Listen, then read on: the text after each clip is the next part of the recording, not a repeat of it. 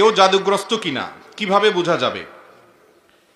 কোনো ব্যক্তি জাদুগ্রস্ত কিনা এটা বোঝাটা অনেক সময় খুবই সহজ, আবার কোনো কোনো সময় একটু দুরূহ। আমাদের সমাজে জাদুগ্রস্ত রোগী হিসাবে আমরা যাদেরকে জানি তারা অনেকে জাদুগ্রস্ত, আবার অনেকে মানসিক রোগী।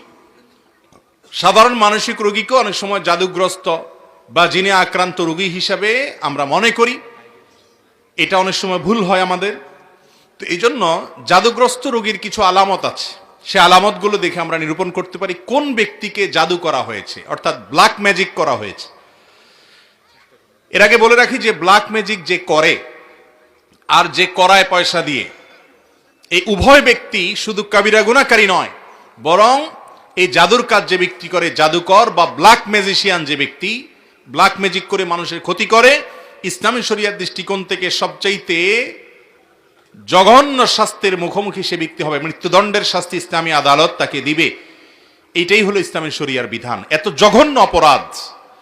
আর জাদুর বাস্তবতা এটাকে আমাদের অনেক তথাকথিত বিজ্ঞান মনস্ক ভাইয়েরা অস্বীকার করেন। তারা বলে অলৌকিক বলতে কোনো কিছু নাই, তারা অলৌকিকতাকে অস্বীকার করেন। আমার মনে হয় এই একটা পয়েন্টে যদি একজন মানুষ নির্মোহভাবে নিরপেক্ষভাবে একটু যাচাই করার চেষ্টা করেন যে আসলে জাদু বলতে কোনো কিছু আছে কিনা, বা জেনে ধরা রোগী বা জিনের উপদ্রব বলতে কোনো কিছু আছে কিনা, একটু যদি অনুসন্ধান করা হয় এবং সেটা যদি ইনসাফের সাথে করা হয়, নির্মোহভাবে করা হয়, আমার তো মনে হয় এই যুগে আল্লাহর কোরআনের প্রতি ঈমান আনার জন্য আর কিচ্ছু দরকার নাই, এই একটা পয়েন্টই যথেষ্ট। কারণ